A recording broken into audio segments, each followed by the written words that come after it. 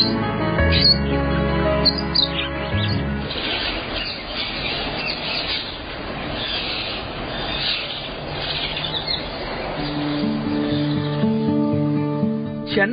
எப்போதும் பரபரப்பாக காணப்படும் ராயப்பேட்டை மணிக்கூண்டுக்கு அருகிலுள்ள பாரதி சாலையில் ஆயிரக்கணக்கான கிளிகள் பறந்து வந்து தினமும் சேகர் என்பவரின் வீட்டில் பசியாறி செல்கின்றன. கேமரா ஹவுஸ் சேகர் என்றால் அப்பகுதி மக்களிடையே பரிட்சயமானவராக இருக்கிறார்.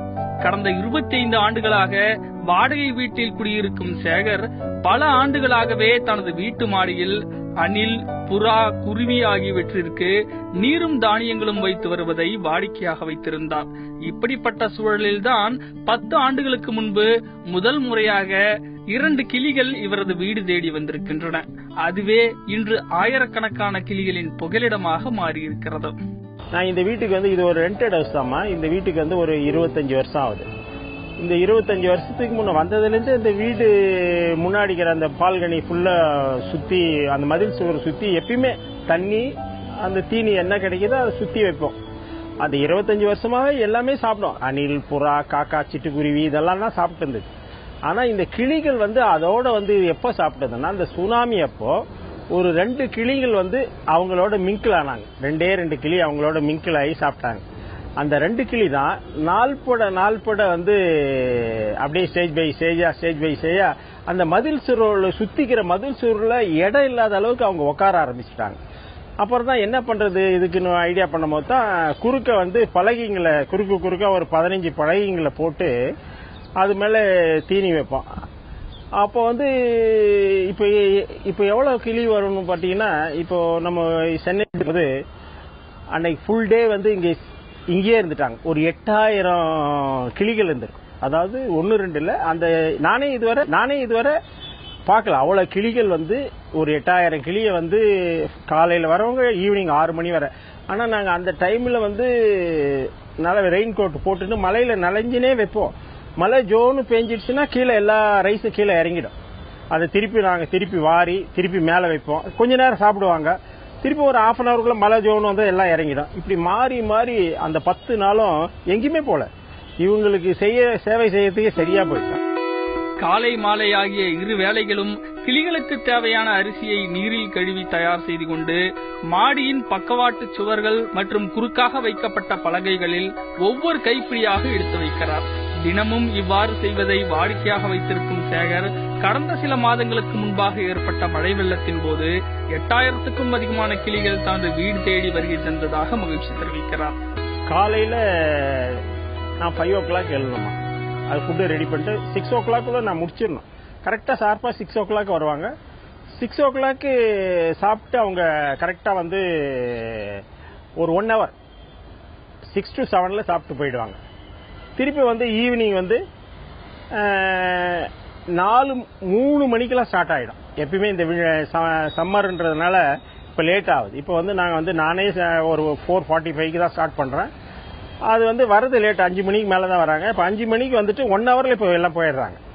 இப்ப மழை காலத்துல புயல் டைம்ல எப்படின்னா, காலையில 6 மணிக்கு வர்றவங்க திருப்பி வந்து ஈவினிங் 6 மணி வரை இங்கேயே இருப்பாங்க. அப்ப வந்து குறைஞ்சது ஒரு 4000-5000 இருக்கும். ஆனா இந்த பிளட்ல தான், நம்ம சென்னை பிளட்ல நம்ம பெரிய பாதிப்பு அடைஞ்சோம்ல, அந்த பிளட்ல தான் நானே இதுவரை பார்க்கல ஒரு 8000 கிளி. வீடுகளில் கிளிகளை வளர்க்கும் பலரும் சேகர் பற்றி அறிந்தவுடன் தங்களது கிளிகளை கொண்டு வந்து இவரது வீட்டில் விட்டு செல்கின்றனர்.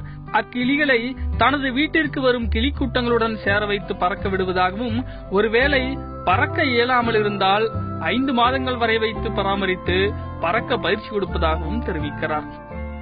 சில பேர் மனம் திருந்தி வந்து அந்த கிளிகளை கொண்டாந்து இங்க விட்டுருவாங்க. ஆனா அதை விடும் போது வந்து அதை பார்க்கும் போது நல்லா இருந்ததுன்னு வச்சுங்க. இப்ப மதுரையில இருந்து ஒரு டாக்டர் அம்மா வந்து 4 கிளி கார் வச்சு இங்க எடுத்துட்டு வந்தாங்கன்னா பாருங்களேன். அந்த மாதிரி விட்டுட்டு போறவங்க நிறைய பேர் இருக்காங்க. சிலதெல்லாம் வந்து நம்மளால விட முடியாத சூழ்நிலையில இருக்கு. கட் பண்ணது வந்து விட முடியாது. அதை நாம வந்து இப்போ நான் வந்து 5 மாசம் அதை பாதுகாக்கிறேன் நான். அதாவது அதை குளிக்க வச்சு, அந்த குளிச்சதுமே அந்த ஈரப்பதத்தோட இருக்கும்போதே அந்த வெட்டினதெல்லாம் எல்லா இதுவும் ரிமூவ் பண்ணிடுவேன். அந்த வெட்டினதெல்லாம் ரிமூவ் பண்ணிட்டுனா ஒரு 5 மாசத்துல அது நல்லா வளர ஆரம்பிச்சிடும். அப்புறம் இதுங்களோட விட்டா பறந்து போயிடுவாங்க. அந்த மாதிரி ஒரு 25, 20, 30 கிளிக்கு மேல இருந்தது. இப்ப எல்லாம் போயிட்டு இப்போ ஒரு 6 கிளி தான் இருக்கு. இன்னும் அவங்க வந்து பறக்கக்கூடிய மூவ்மெண்ட் வரல. 2 கிளிக்கு பறக்கக்கூடிய மூவ்மெண்ட் வந்து கூட இன்னும் அவங்களுக்கு அந்த ரெக்கையை விரிச்சு அவங்க 6 வருஷம் வளர்த்துருக்காங்க.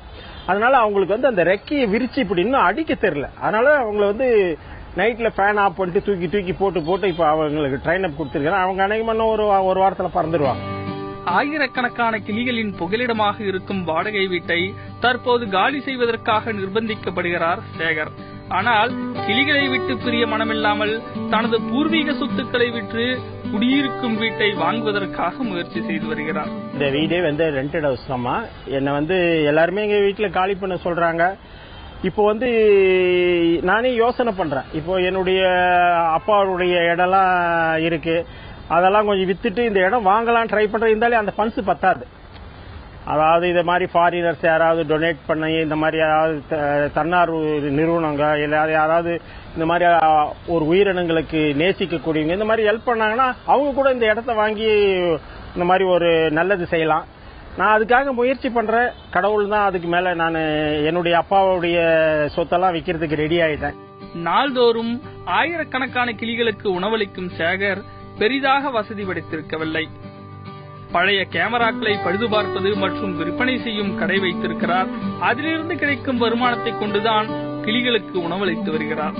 இருந்த போதிலும் தற்போது பொதுமக்கள் சிலர் இவரின் வீடு தேடி வந்து அரிசி உள்ளிட்ட தானியங்களை கொடுத்து உதவுகின்றனர்.